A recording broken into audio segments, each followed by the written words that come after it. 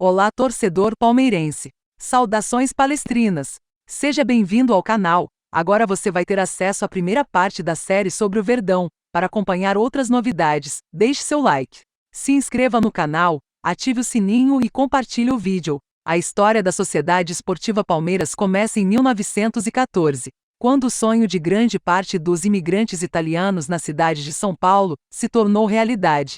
Impulsionados pela excursão do Torino e do Pro Vercelli ao Brasil, no início do século XX, os jovens Luigi Servo, Luigi Marzo, Vincenzo Raguagnetti e Ezequiel Simone divulgaram através do jornal Fanfula, órgão de imprensa voltado aos oriundi, um convite aos interessados na fundação de uma agremiação esportiva que tivesse a representatividade que a imensa comunidade merecia. Após algumas reuniões e discussões acerca do novo clube, em 26 de agosto de 1914, no extinto Salão Alhambra, à época situado na antiga Rua Marechal Deodoro, número 2, região onde hoje situa-se a Praça da Sé, e na presença de 46 interessados, em sua maioria funcionários das indústrias Matarazzo, foi fundado o Palestra Itália. A palavra palestra, de origem grega, significa em tradução livre da língua italiana, academia ou escola onde se pratica atividades físicas. Até então, havia algumas agremiações de origem italiana na capital paulista,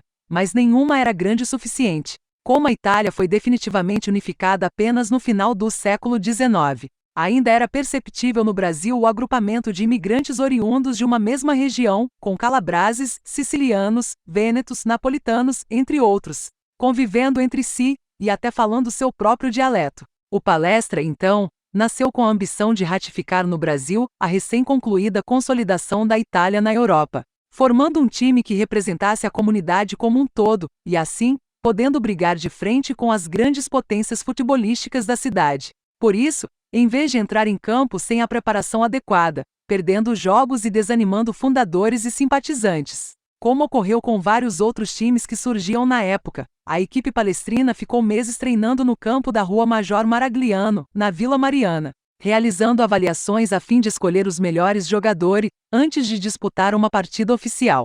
Superadas as dificuldades iniciais, que quase obrigaram o Palestra a encerrar prematuramente suas atividades em meio à Primeira Guerra Mundial, já que a agremiação perdeu sócios e jogadores que tiveram que lutar pela Itália.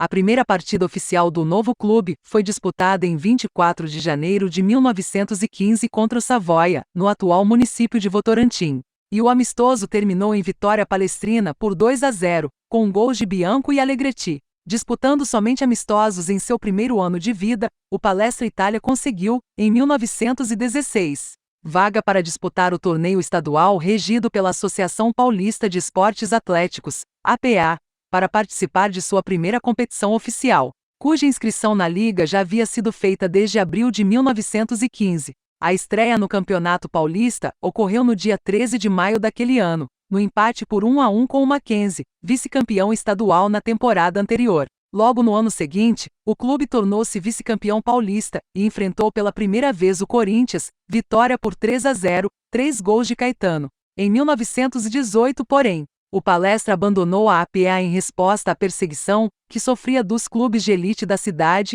e dos consequentes e frequentes erros de arbitragem. Foi neste período que a gripe espanhola assolava a Europa e chegava a São Paulo. O clube, então, abriu suas instalações na Rua Libero Badaró à Cruz Vermelha, fazendo de lá um hospital.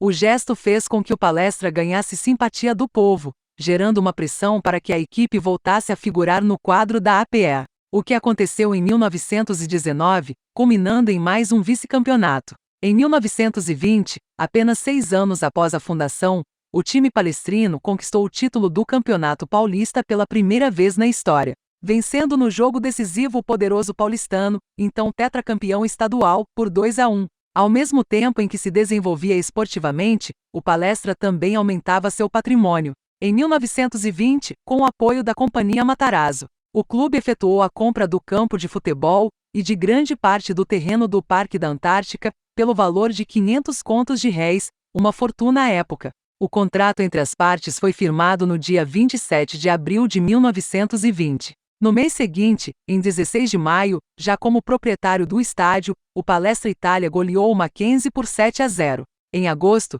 o time conquistou a maior goleada de sua história em partidas oficiais, 11-0 sobre o Internacional, marca que permanece até os dias de hoje. Avante palestra! É isso aí! Em breve voltaremos com mais um capítulo. Sua presença é sinal de prestígio para nós. Deixe seu like, inscreva-se no canal e ative o sininho. Gratidão por estarem aqui.